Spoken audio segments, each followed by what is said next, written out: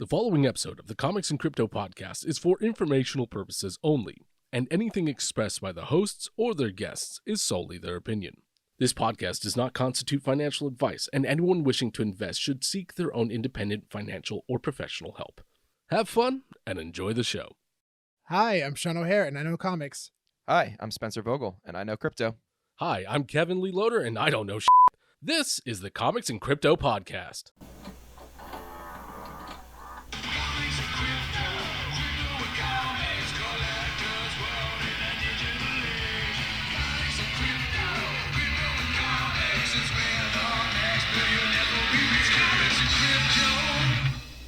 What's up, everybody? Hello. I I like that dance, Kev. That's a good dance. Thank you. We're back again. Well, I think we're always back. I know. Oh, yeah. Hey, that's just us. We're always back, man. We're always back.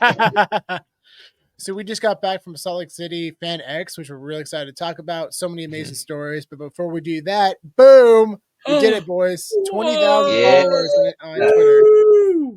That's amazing. From the bottom of our hearts, thank you, everybody, for all your support. This has been such a fun journey. We've met so many amazing people and traveled all over the world to meet people who are, fans of the podcast. And it's just, man, it means a lot. It really means the world to us. And we just get excited. We get excited every day to get involved in this stuff and just talk about it and just continue this journey. So it's barely begun, in our opinion. Yep. So thank you, everyone, again. Thank you. And I know some of you guys are going to mess with us. You're going to see that we got to 20K, so then you're going to unfollow us just to send us back down again. And I get it. It's all in good fun. But but that's why I waited till 20,050. That's a good buffer. That's a good buffer. We were hovering around, and I was like, I'm gonna wait till at least 2050. Smart. And then I'm gonna share another screen real quick. Slides. Okay, now we're good. Bum bum bum bum bum bum bum. Yeah. So who is Tom Hanks? So who is Tom Hanks? Who is Tom Hanks? So we all went to San. I need a minute. God damn it. Right when you start talking, who is Tom Hanks? Oh, God. God damn it. So we all went to Salt Lake City, and we went to FanX, which is a huge Comic-Con event out there. It was amazing. Yeah. Our families came. My girlfriend came. It was a blast. We actually rented this Airbnb with a really cool river that ran behind. I'd say a creek. Yeah. It was a really cool river. It was a nice river. We all got in rafts and went down it. Yes, absolutely. It's wonderful. Because we all know Sean is a big adventure sport enthusiast. Yeah. Of course. But it was amazing. I remember when Kevin and I got there, and Stacy, we're like, yeah, Spencer's going to love this. I did love it. It was so much fun. Big shout out to FanX for giving us press badges. It was really cool. That was really fun. Really great event. It was really cool. I wish we had more time because most of the time we spent getting autographs. We were there on a mission because we met the cast of Back to the Future. We stacked a bunch of VHS tapes in a suitcase. I probably bought at least one other extra suitcase full of VHS tapes. It was ridiculous. We're literally just wheeling around this suitcase at Comic-Con, just filled to the brim with VHS tapes. But it was so amazing. I mean, we met Don Bluth, who's the director of Land Before Time, Secret of NIMH, American Tail. The guy's an absolute legend, and we had a chance to get quite a few VHS tapes signed by him, and that was a surreal experience. It was actually kind of cool because the representative of Don Bluth after was like, could you help us acquire VHS tapes? Because nobody's getting them signed, but people were excited about it when they saw it. It was really validating. We also met Chris Sarandon and Ken Page. Chris Sarandon did the voice of Jack Skellington, and Ken Page did the voice of Oogie Boogie. Yeah, there it is. That's awesome.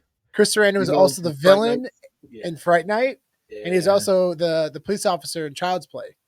So he's an amazing actor and such a sweet guy. Everyone we met was really sweet. Yeah, everyone was really cool. Literally, very Not a bad experience with anybody that we met. We also met Jim Cummings, who is a legendary voiceover artist. Well.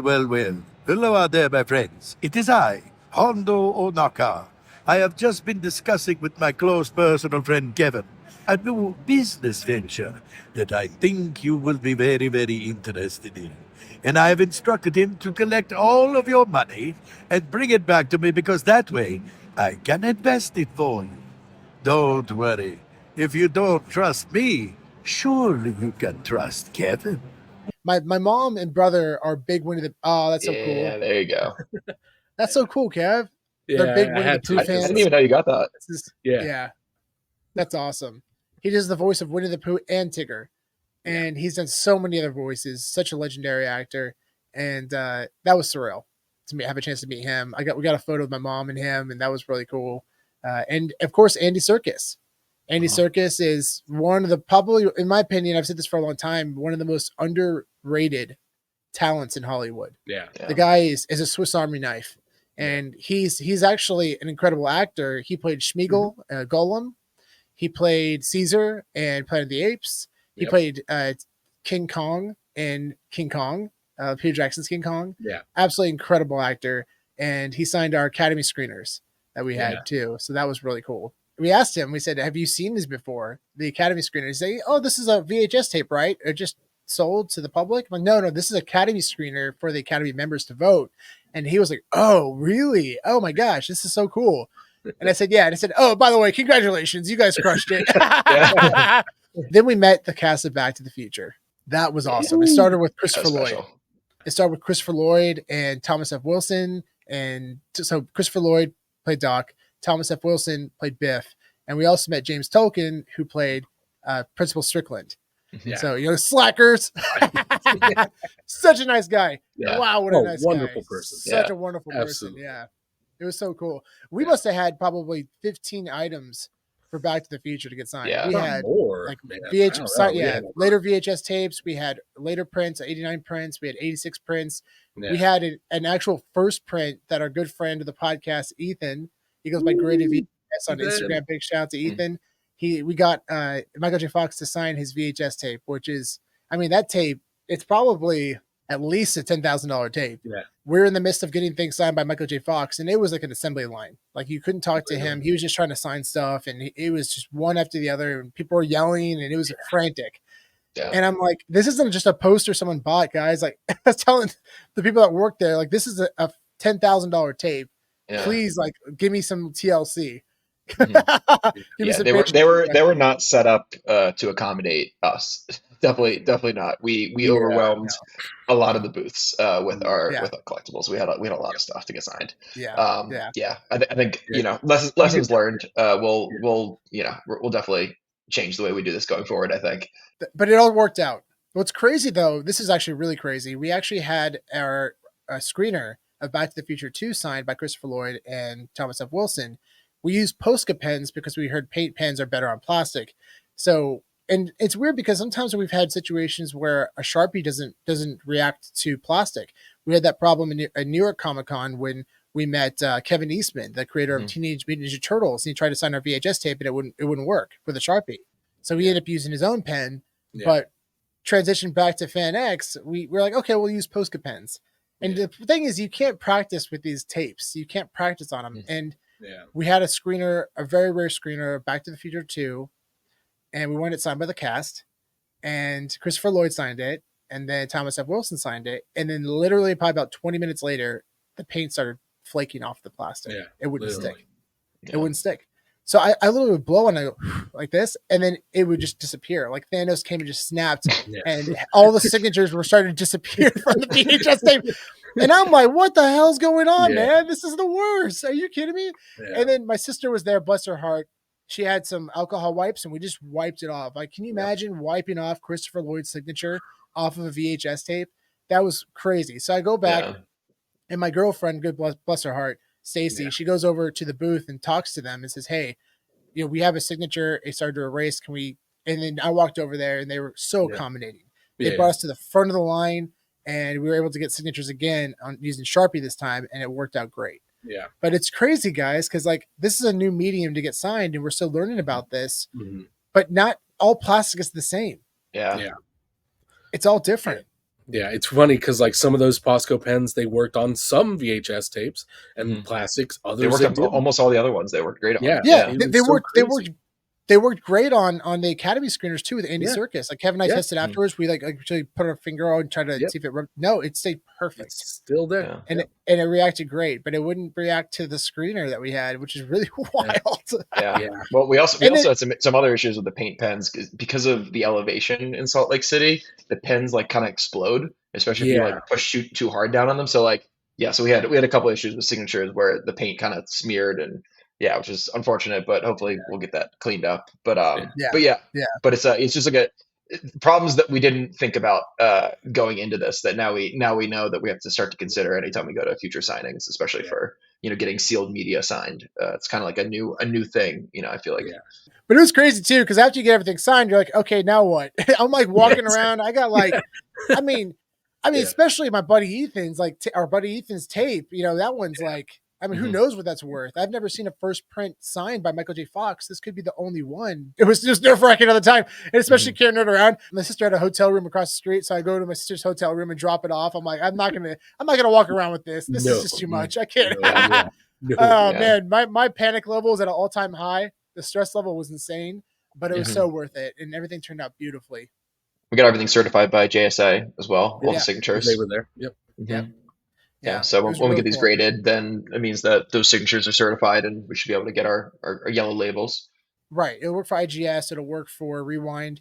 It won't work for Beckett. They don't acknowledge JSA. They'll have to do their own verified signatures. But on top of that, the SEGC witness only. So I anticipate in the near future when they release their yellow labels, they'll also have that as an option. So, but we couldn't pass this up. It's like, you just got to do it. You just got to do it. This is once in a lifetime. This is the last part of their tour. And we don't know if the cast of Back to the Future will ever meet again. So we took advantage of this situation as much as we could, humanly possible. And it all worked out. I was very grateful for family and friends and obviously you guys. We all support each other and making sure that these things were safe. So cool part of history. Definitely a stressful day, but a couple days. But we made it work. We made it work. Yeah. It'd definitely be more chill in the future. I don't think I've ever experienced a stressful situation like that, getting stuff signed. Ever. Yeah, that was. It was my parents' first time going to a con event too, and my dad's like, I don't know if I want to go again, dude.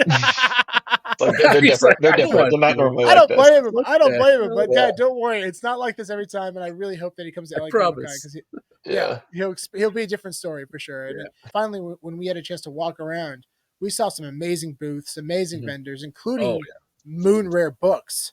Moon Rare Books. They had an unbelievable collection. Unbelievable collection. They had first print books. Like here's a first print of The Wizard of Oz. Absolutely insane. A first print of Charlie and the Chocolate Factory. Nice. First print of The Great Gatsby.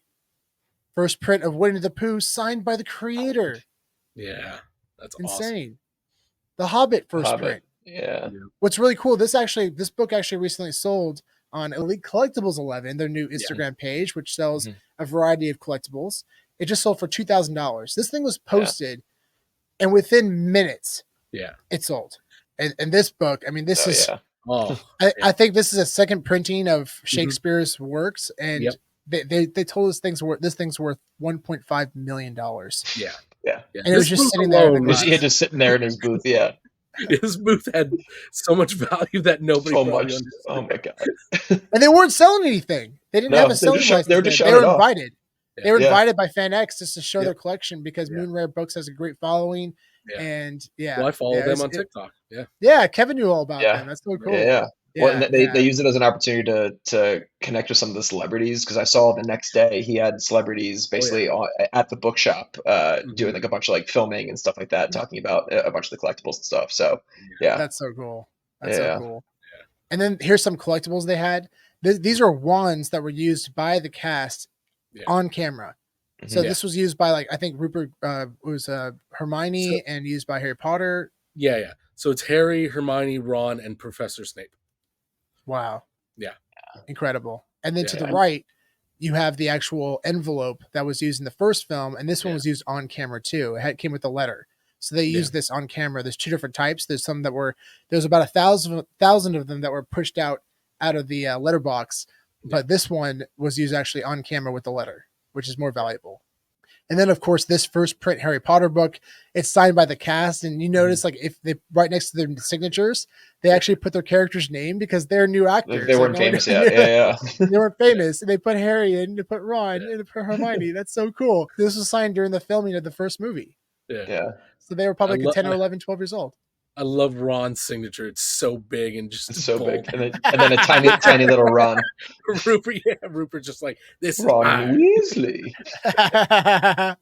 So good. And then a first print of Jurassic Park, along with props. These were props used in the actual movie. Props, real props. Yep, that's crazy. Wow, that's amazing. Absolutely incredible. And then the book of film. Yes, it's from Monty Python. Mm-hmm. Yeah, this is a Grail by itself. I mean, it's ironic because it's from the Monty Python, the Holy Grail, but this is a Grail within the Grail. This is the only one that exists. There is no second. Is it really the only one? There was only because it's the only one they made for the movie. There was no budget for the movie, so this is it. This is literally all that exists for the book. Oh my gosh, that's crazy! Wow. And then the actual whip and hat used from Indiana Jones and the Temple of Doom. That was incredible. Mm-hmm. That's awesome. And then these claws were used in Logan by Hugh Jackman. Yeah. He actually put them on his hand and he let us touch them, and it looked awesome. Oh, they're also like really sharp versions. Yeah. So, Kevin, what were these used for? So the hero props like this are used for close-ups. So like if you really want to see a close-up shot of like the claws and see how like metal they are, or they might be dripping with blood, that's really what those are used for. They're very rarely used on set. Mostly you have like plastic ones or foam rubber ones for a lot of the effect stuff. But these are the ones that they make to be like in your face shots when you really want to see what it looks like with the claws in their hands. But that's amazing. Yeah.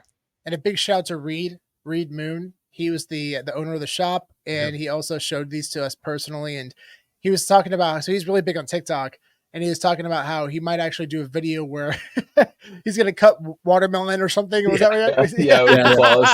Stab watermelon. With the claws. That's so cool. That's so cool. They are legit. They are absolutely legit. Yeah. There we go. These. Yes. So I combined these photos together. This is the front, and also the right to the right is the actual. When you open it up, you see the inside, and it's absolutely stunning. So this is the script from the first Star Wars, an actual script, guys. This is like Smithsonian status. Well, these are actually the first, like I think the first, second, and third drafts of the original script. So this isn't even what they used to film with. This is before even that. So these are like the early versions, which is why you'll see and these have like they have a different name. Yeah. Journey of the Wills, Star Killer, and the War of Star Wars and stuff like that. So like you can see like how even like George Lucas was changing with like the title of the film and what the name was going to be, and then eventually they called it the Star Wars. But that's so cool. It's just cool to see like all this. Yeah, and we saw so many amazing costumes. Yeah. I was really blown away how many incredible costumes. What were some of the favorites that stood out to you guys? Let's see. I mean, the Stranger Things one. Yeah, the Stranger Things one, and for all of us, the Alien one as well. Yeah, so the Alien one was amazing. Yeah, the actual like you see the drip in the mucus coming out of the mouth. Yeah, that was. And same with the Demogorgon. I think it was the Demogorgon. I think it was the same person who had both those costumes. Yeah, unbelievable. They are amazing.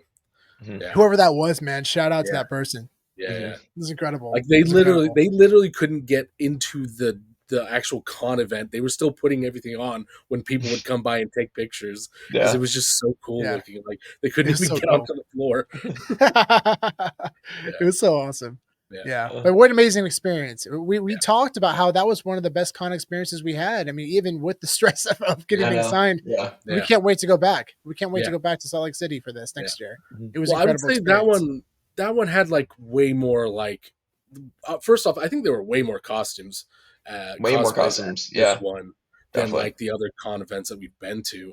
And on top of that, like there were no big name brands there. It was all much more smaller stuff, artist focused and stuff like that. And that was a lot more intimate and kind of cool to like be a part of that. And it felt just a little bit more like you're all together to do this. And it was pretty awesome. I loved it. Yeah. It was really awesome. Yeah. Oh, and we got to see Rob Pryor. So great seeing Rob. Rob. Yeah, we was one of our earliest guests on the podcast, and just an incredible artist. And got to see him paint live to metal music. Live on the floor, and he like dances and like spins around and just like throws paint. He gets so into it. And he's painting with two hands too. It's just Rob is the best. So everyone out there, Rob is ambidextrous, so he can actually use both of his hands when he paints. It's unreal. I mean, this guy is famous for getting on stage with like Jay-Z and Metallica and painting on stage while the band is playing in front of thousands of people. It is so sick. Rob is the man. And it was so fun too. Also like seeing such a good guy.